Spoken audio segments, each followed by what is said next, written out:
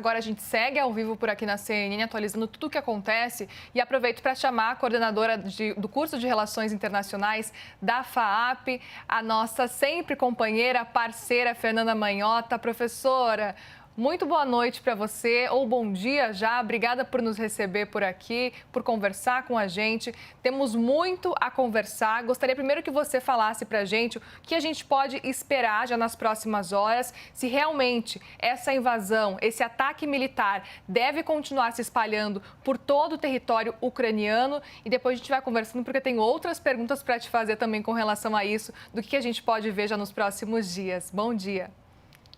Bom dia, Muri. Sempre um prazer falar contigo, ainda que em circunstâncias tão difíceis. O que nós assistimos e acompanhamos agora nas últimas horas foi uma movimentação muito significativa, de grandes proporções.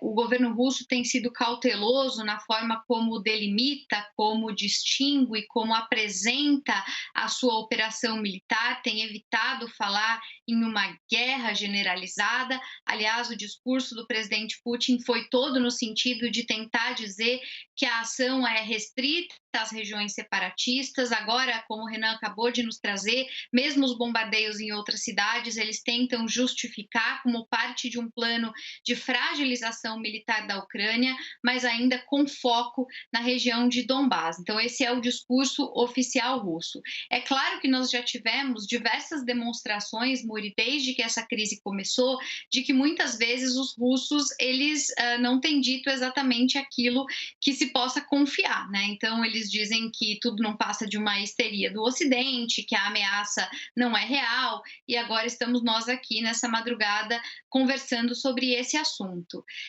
Então a crise é concreta, a crise é dura e ela vai depender do ponto de vista da escalada das reações, principalmente vindas do Ocidente, né? Nós estamos no meio da madrugada aqui na ala oeste do mundo.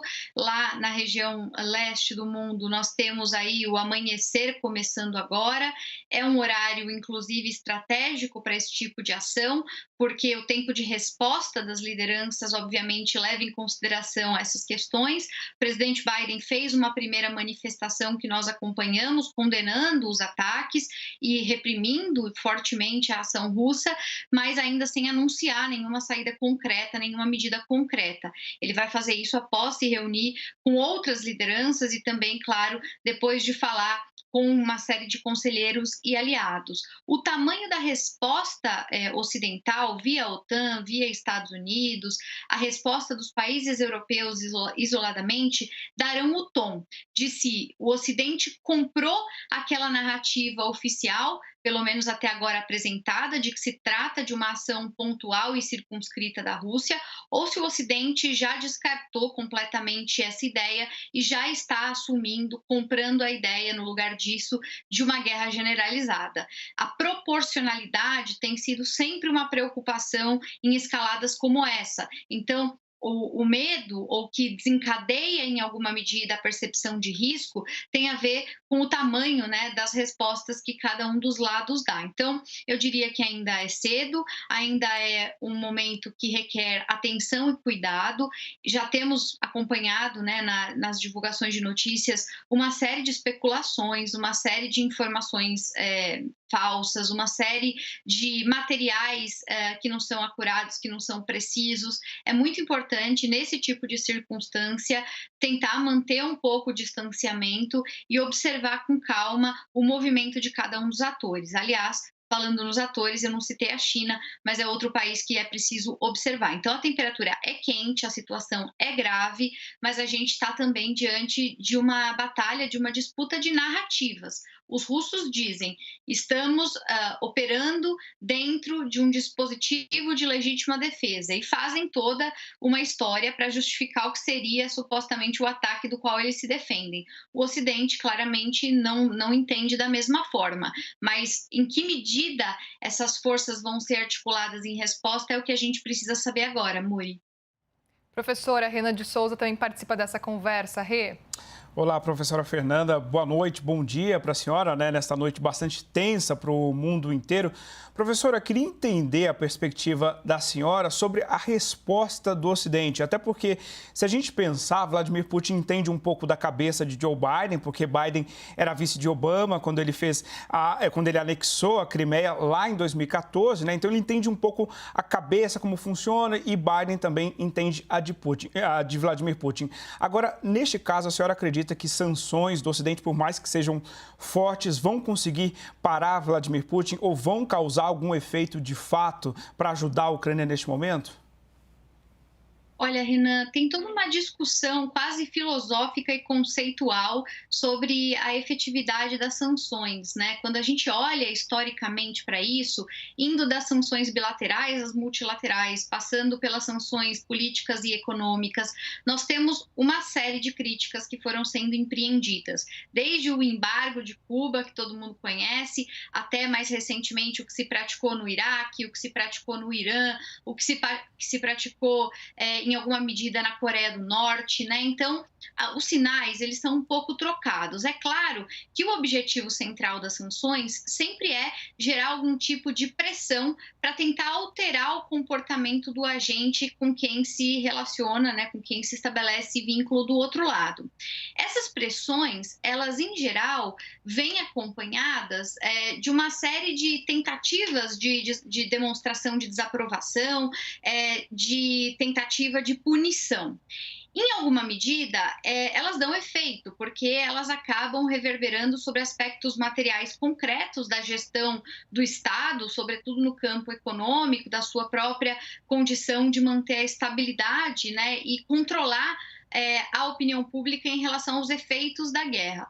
Por outro lado, essas experiências anteriores, elas também mostram que, por exemplo, no caso de Cuba, o embargo virou um grande pretexto, digamos assim, para que os próprios líderes cubanos terceirizem a responsabilidade dos problemas e se resguardem nisso. Então, eles dizem, olha, o problema não está na governança de Cuba, o problema está justamente no fato de que os americanos nos empobrecem. Então, eles terceirizam os problemas de governança de Cuba para os americanos, e isso acaba sendo um tiro pela culatra.